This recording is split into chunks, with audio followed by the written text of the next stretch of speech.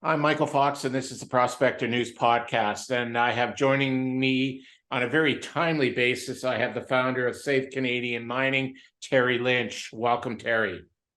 Hey, Michael, good to see you. There, in this case, hear you. Yeah, well, we had the cameras on just on our private chat, so we sort of saw each other. My Yeah, camera's not working, as you know, but that's the way it goes.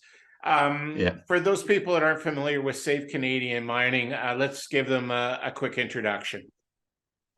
yeah. So, say Canadian mining is basically about stopping predatory short selling in the Canadian capital markets. Obviously with an emphasis on mining, but obviously it happens elsewhere. What is a predatory short sell? That's when they sell the stock. It's short. They're not ever intending to deliver the stock, and they don't market as a short sale. They market as a long sale, like just a normal sale, as if you were going to deliver it.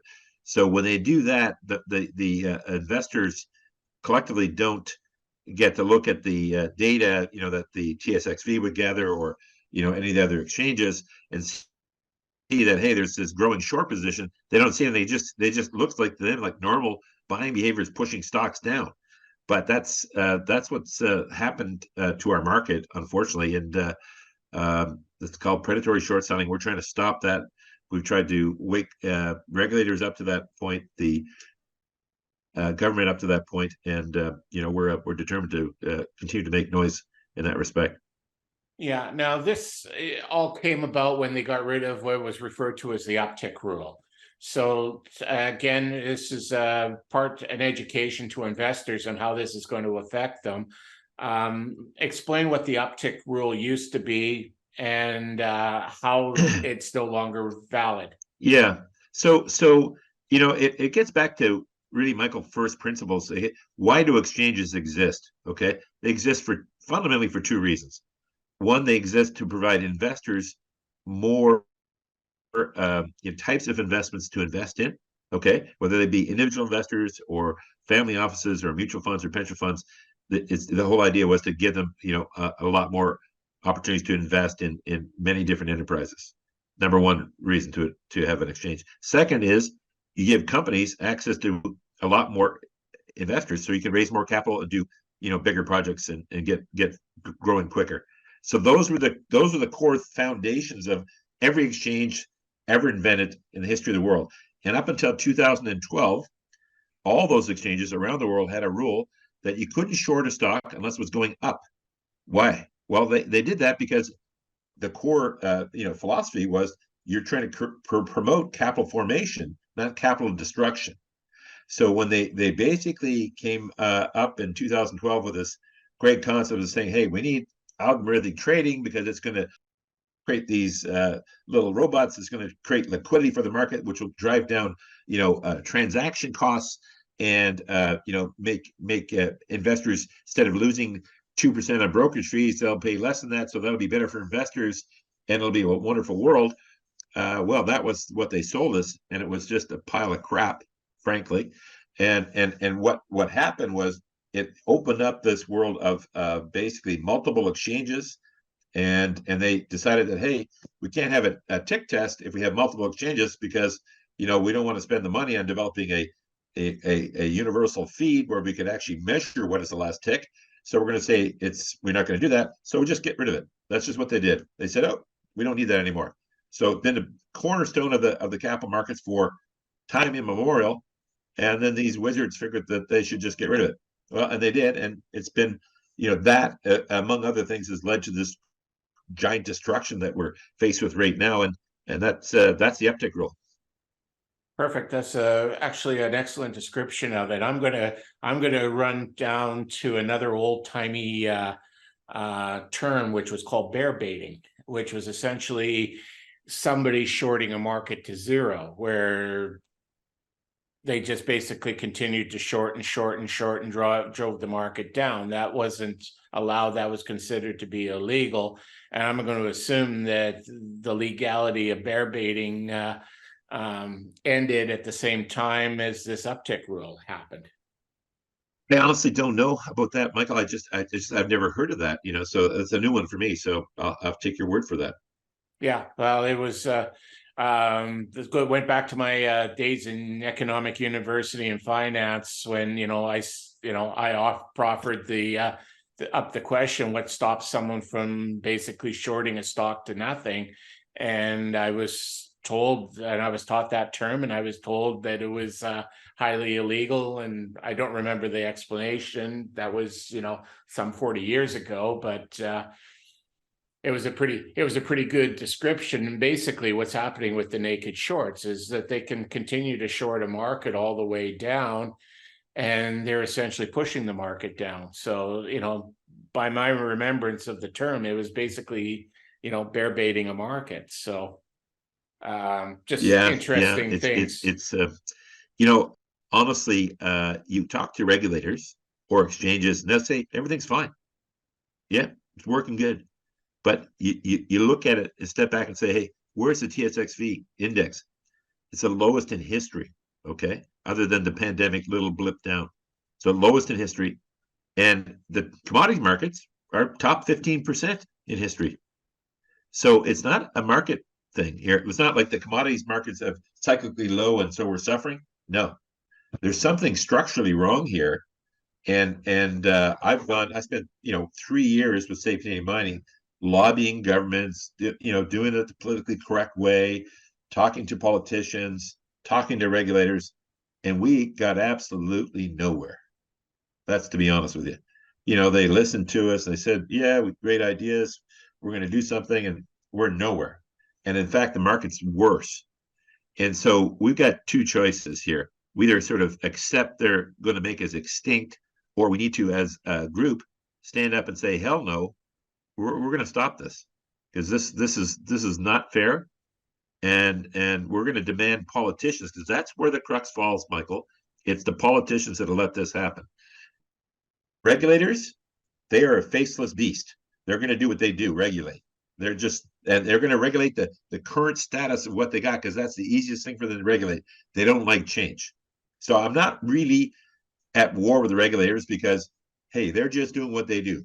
Okay. The guys that need to change this is the politicians that have let this happen. On their watch, we've seen the Canadian mining industry go from being the envy of the world to being a laughingstock. It's god awful. It's embarrassing. We should be, just kicking ass and taking names right now with this whole critical mineral, whole agenda. We got so much to offer, and our capital markets are dead. You can't raise a dime. It's brutal out there. You know that. And it's the politicians that have not provided the leadership to the regulator to say to the regulator, hey, buddy, this is not working. Look at these markets. So whatever the hell you're doing, it's not good. We need to change it. What we need most of all is we need an ombudsman who would act for investors and for companies. And the ombudsman would have, in my mind, superpowers, could go in and say, hey, when presented with, like, for example, I run Power Nickel, okay? Yes. So Power Nickel has gone out at his own expense, spent like $50,000 US, bunch of time to gather data on short selling of our stock. Okay, we've got the data. We're going to present that shortly. Okay, when you have gone to and got evidence that you can take to court, and you take that to the ombudsman and say, hey, we want some justice here. We want something to happen. That's when that guy or that girl or whoever, that person, that organization should move into action. Because the regulators need to have somebody regulate them. The government's not doing it. We need somebody else. Well, I'm just going to play devil's advocate here and put a regulator's hat on for a second. But most of these trades are done anonymously. Like I not only your company, I could pick any number of CEOs in this sector, and they're going to tell me the same thing every day when they get their trading reports. Anywhere from 2/3 to 3/4 of the trades are done anonymously. Yeah, but the IROC, or CIRO as they're now known, sees all the end trades. They're not anonymous to them. Okay, so they have all that data, for sure. So that's not a problem for them to see through that. I mean, the challenge is when we get into it, in our situation, and this is one of the things we'll be talking about on Friday, is the new tools that are available for companies to protect themselves. There's an organization called Share Intel, who I learned about from Danny Guy, in fact, and from his own lawsuit that we'll talk about in a second. And the Share and Tell can do an audit using CDS, Broadridge, TSXV, NASDAQ, whatever data. They pull it together. They get between 70 and 80% of your shareholder float. Okay. The 20% they don't get is people that don't report that way, like mostly the direct market access stuff, which is really where the crimes do happen in my mind. And so with this Share and Tell report, you actually get the data. So any particular house, pick a brokerage house, investment bank A, since we won't throw anybody under the bus today. I'll save that for later. Investment bank A for this particular stock has a negative trading balance of 5 million shares over 8 weeks. And so that means, okay, if it's sustained and substantial over a long period of time, then that's probably a predatory short. So it's not covered, it's sold but not delivered. That's what that means. And basically, we've got the ability to get that now through people like Investor Intel. And now we need to, there's the process of getting justice from that is slower, but it's coming. But this is where we need I think, help from the ombudsman, in my mind, because the regulators, they're just not wanting to believe. They don't want to engage, because it's where they came from. It's regulators are this is a self-regulatory environment in Canada. So it's the financial industry regulating itself. I'm against that. I think that's a bad thing. It hasn't worked for us. I think at best, maybe by appointing an ombudsman who acts for investors and business directly, that might be a way to balance it. I mean, I'm not saying the regulators are unethical or corrupt. That's not it. But they are not functioning properly. Yeah, that would be fair case. They're doing what they believe is happening, and unfortunately, it's a belief. They're going to have to be convinced otherwise, and that's going to take some time. But there has been some good steps in the world towards ending this. I understand South Korea has outright banned the practice now, effectively within the last 30 days. Yeah, so that was really big news, and I think it was super compelling for us. It should be, because South Korea is an economic powerhouse. You look at what those guys have done with little to no resources. They've transformed that country. I was there speaking about, I don't know, 8 months ago, and I was just blown away. And so if they actually see in their market enough malfeasance that they shut the whole thing down so they could do a proper investigation over, might take them 9 months, they said, to get to the bottom of this. Their view is at the end of it, people will be in jail. That's the right attitude to take. That's exactly, these guys are criminals, and that's what needs to happen. But our people over here don't have that attitude. And the question is, why? Because the South Korean market was healthier than our market is. So but that's, South Korea is a very well-run country. They have an objective for what they want to do. They have a strategic plan, and if you cross them, they'll come after you. Whereas Canada is unfortunately not as well run as South Korea. That's the bottom line. And unfortunately, we need to change some things here if we're going to get back in the game and be competitive. Yeah. Again, your lips to God's ears. It's got to stop. I'm tired of losing money to this shorting. I've got companies that their stocks are running down, and there's literally no reason for them to be running down. With that said, closer to our backyard, there was a lawsuit recently by Harrington Global, which you alluded to with Mr. Guy. It's his company. that's got some Yeah, traction and that's seems to maybe should be grabbing more attention than it actually is.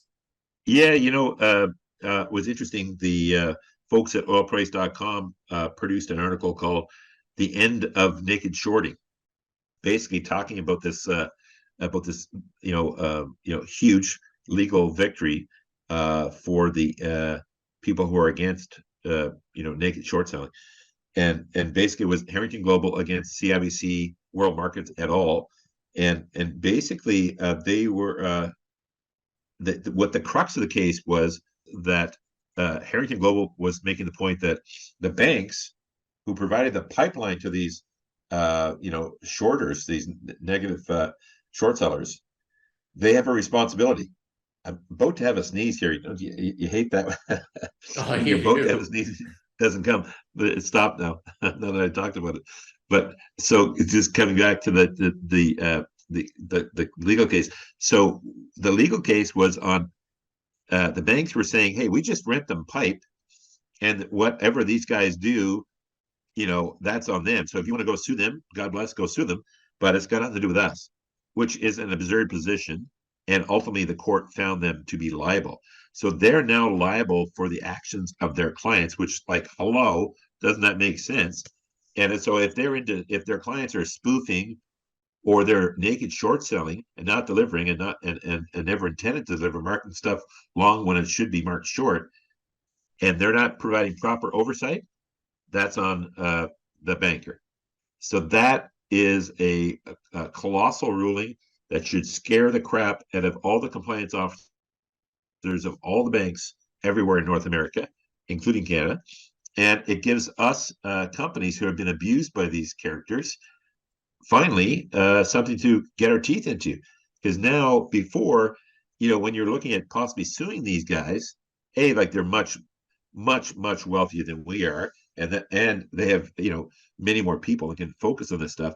But even if we did win, they have everything in numbered companies, and the way you short a stock is if you short a stock for 10 cents, you have to have 20 cents in your account when you short it, or well, 10 cents when you sell the stock for 10 cents, and then another 10 cents. You have 20 cents. Okay. So you always have to keep this 2-for-1 ratio, but that's 2-for-1. Listen, I'm telling you, if you look at any stock, if people came in to Power Nickel and tried to cover all their shorts, I think the stock would be $2, not 50 cents.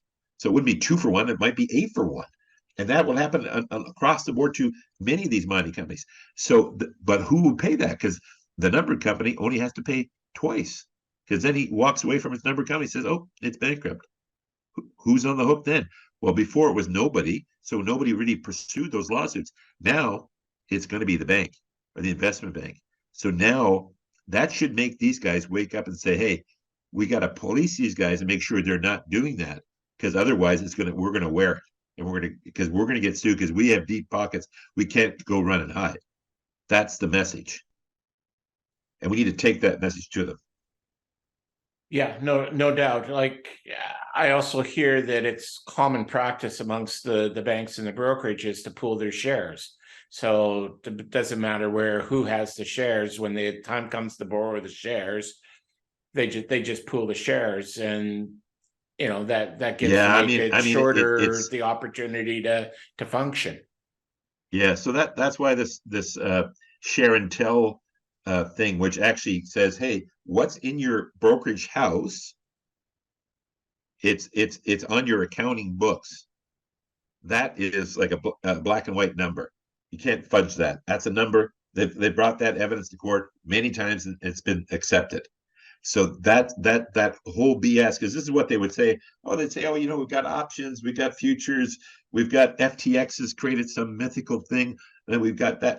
That's all just BS.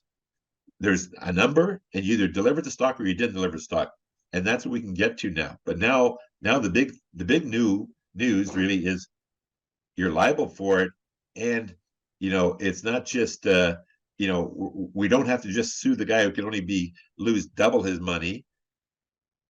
We can actually go after the guy who enabled him to do that, and we can go after him for the next 8 to 10 times or whatever the hell it might be. So that's the big news, and that's what people need to sort of assess as we look at going forward here, because obviously we're continuing to lobby the government. We're saying, hey, let's appoint an ombudsman. Let's do something different. Let's get our regulators to regulate. But you and I know that that's a very tough task. I mean, enough of us ask. I think we can get somewhere this time finally. But generally speaking, government progress is super slow. I've been at it for 3 years, made no progress. Yeah, government does not move quick at all. And especially if it's something that they really don't want to pay attention to, they can just slow walk it to oblivion. You've got an event coming up here this Friday, the 24th, Black Friday, as it's known for in retail circles. It's a Black Friday for us for other reasons. Tell us about the event, and whether you're a CEO of a company or an investor. You should be in on this webinar and learn from it. Yeah, so we just thought it was a good day to do it because it's generally a slow business day in our country. So it might have been a good day to sort of get the word out to people, and so we thought we'd take advantage of it, given the heavy news flow in the short world with the South Korean thing, the Harrington Global thing, and it was something that Power Nickel will do shortly, and so we thought it would be a great time to do that. So first thing we're doing is 10 o'clock on Friday Eastern time. We're going to do a podcast with myself, Eric Sprott, the legendary mining investor, who's been so gracious to help us out. He's been our biggest benefactor at Save Canadian Mining, and just a great guy. And then Wes Christian, who's the number 1 litigator in the space, has won more lawsuits against big banks than anybody collectively.